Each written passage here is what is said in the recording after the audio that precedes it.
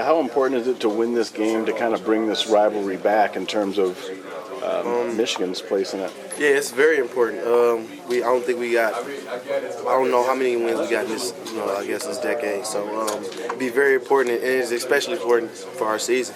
So this determines who's going to go to the Big Ten championship, and it's a big stake in hand, and we just got to go out there and prepare. I think it's good for the college football overall that Michigan and Ohio State are good. Does it matter? Yeah, it's a great year historically when Ohio State and Michigan are the top competitors for a national championship, and it's just good for the Big Ten. I'm just glad that the historic tradition of the Big Ten is restored.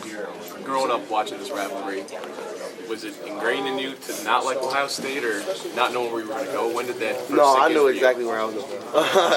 When I was a little kid, I was a Michigan fan, and it just bothered me every time.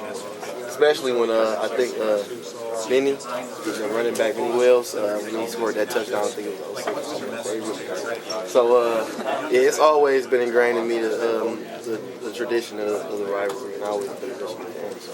That was 1-2 that year, Michigan and Ohio State. Ohio State was number 1, Michigan was number 2. This year it's 2-3. Yeah, that's why it hurt so bad. Yeah, it was a very important game. They didn't have the college playoffs like they did, so whoever won that game was going to go to the championship. Is it weird thinking back to how big that one was and how big this one is? Do you draw the parallel and say?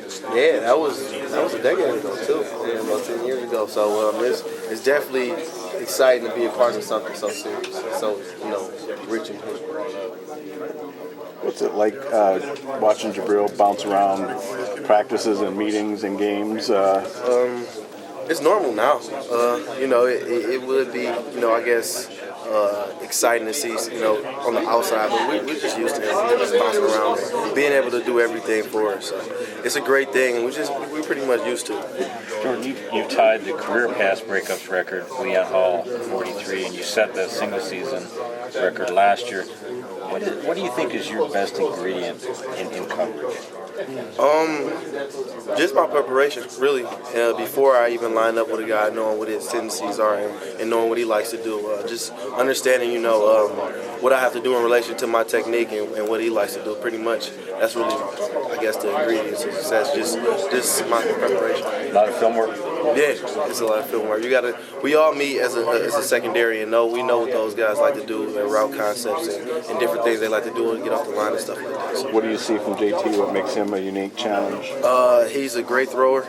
He's athletic. He can get out of the pocket and run, and that's one of the biggest things that we have to deal with, his legs and his ability to make plays outside of the pocket. So just seeing him as a unique, athlete is something special. We gotta come prepared for him, and we definitely have to. It's a big part of the game.